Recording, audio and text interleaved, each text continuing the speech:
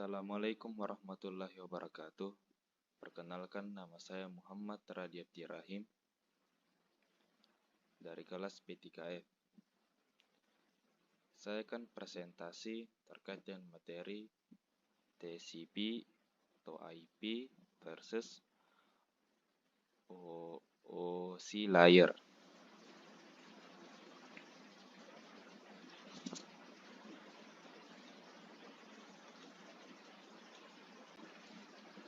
Nah, yang pertama TCP atau IP, yaitu singkatan dari Transmission Control Protocol atau Internet Protocol, dan merupakan rangkaian protokol komunikasi yang digunakan untuk menghubungkan perangkat jaringan di internet.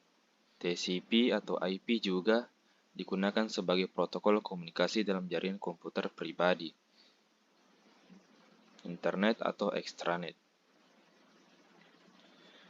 TCP atau IP, Transmission Control Protocol atau Internet Protocol, juga disebut sebagai Internet Protocol Suite, adalah sistem komunikasi inti World Wide Web yang memungkinkan setiap perangkat yang terhubung ke internet untuk berkomunikasi dengan setiap perangkat lainnya secara bersamaan. Pada dasarnya adalah sintaks bahasa terkomputerisasi yang diinstal pada setiap komputer, baik itu jaringan publik, internet, maupun pribadi, internet, dan extranet. Dan yang selanjutnya masih TCP dan IP. Adalah dua protokol jaringan komputer yang terpisah. IP merupakan server yang memiliki bagian untuk memperoleh alamat tujuan pengiriman data, sedangkan TCP bertanggung jawab untuk pengiriman data setelah alamat IP ditemukan. Kedua hal tersebut dapat dipisahkan, tetapi sebenarnya tidak ada gunanya membuat perbedaan antara TCP dan IP, karena mereka sering digunakan bersama-sama. TCP atau IP dan model TCP atau IP sekarang dikenal sebagai terminologi.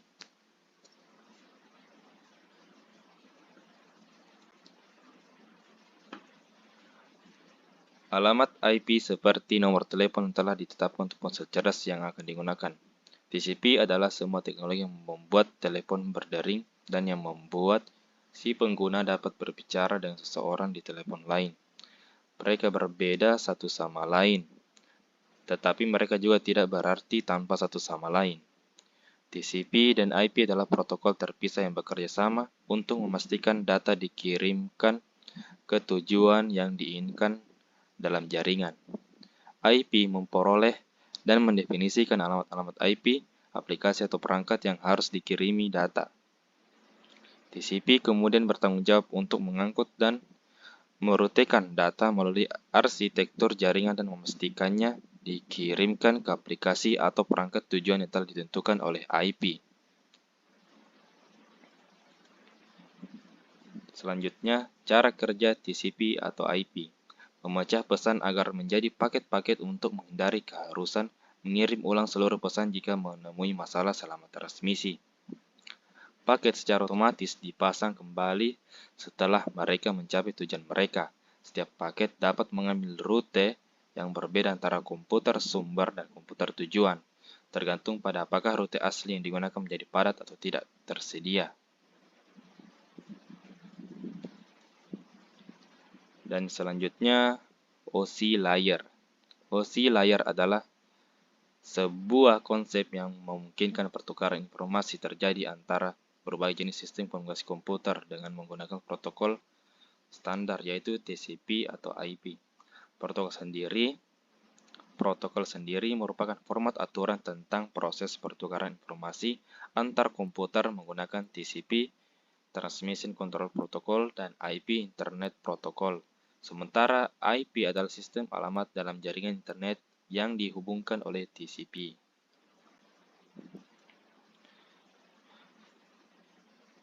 Dan yang selanjutnya adapun fungsi OC layer. Pengembangan konsep OC layer sebenarnya ditujukan agar produsen komputer serta pengembang jaringan dan perangkat lunak dapat membuat produk yang bisa saling terhubung tanpa memaksa pengguna melakukan usaha lebih. Konsep OSI layar memudahkan proses pencarian titik awal permasalahan sehingga memangkas waktu yang diperlukan untuk melacak problem jaringan. Dengan begitu, usaha untuk mengatasi masalah jaringan pun berjalan lebih mudah dan singkat.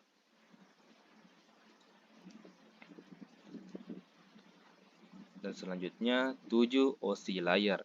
Yang pertama, application. Tahapan ini berhubungan langsung dengan pengguna. Application layer merupakan prosedur penyambungan komunikasi dari perangkat. Artinya, application layer adalah penghubung antara perangkat dan sistem komunikasi. Dan yang kedua, presentation layer bertanggung jawab untuk memisahkan data agar bisa digunakan dengan program tertentu.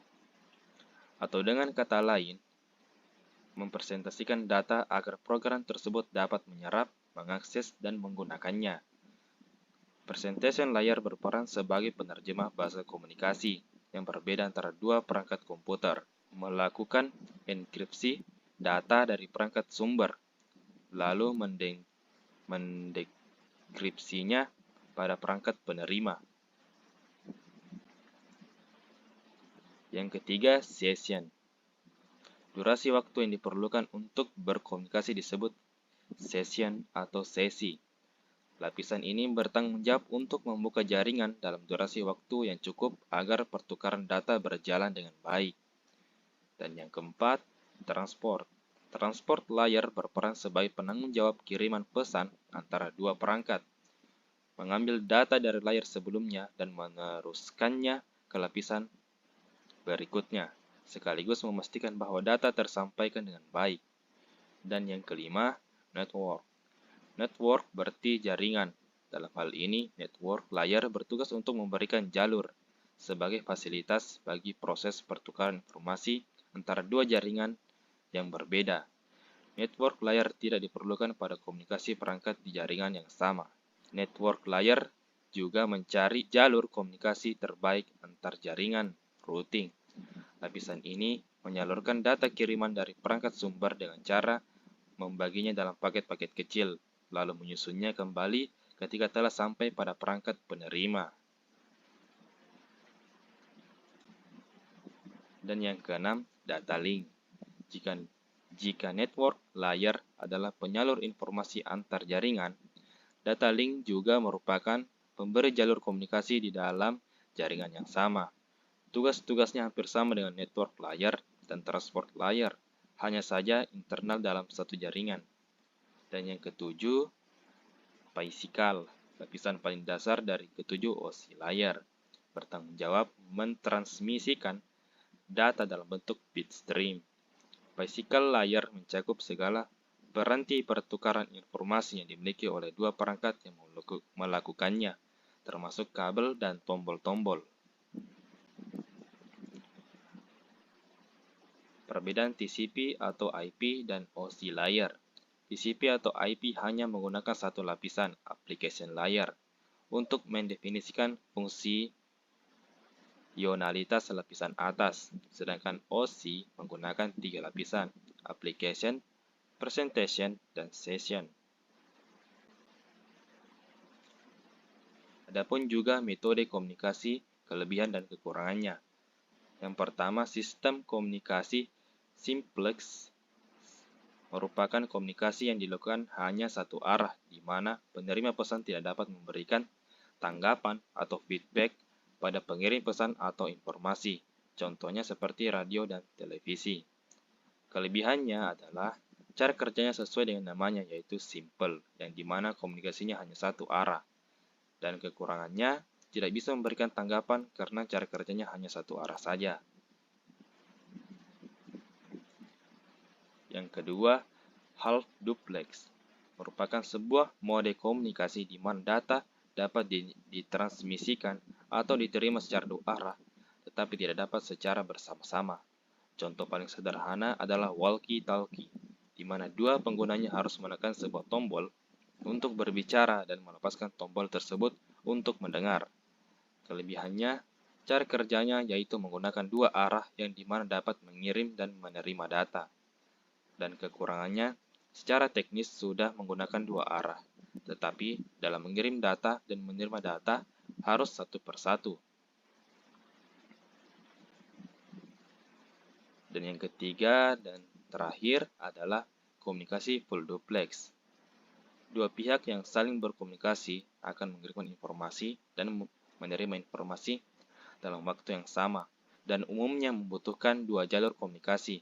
Komunikasi full duplex juga dapat diraih dengan menggunakan teknik multiplexing, di mana sinyal yang berjalan dengan arah yang berbeda akan diletakkan pada slot waktu, time slot yang berbeda. Kelebihannya, mengirim informasi, menerima informasi dalam waktu yang sama. Kekurangannya, terpotongnya kecepatan transmisi yang mungkin akan menjadi setengahnya. Itu saja yang dapat saya sampaikan, dan terima kasih.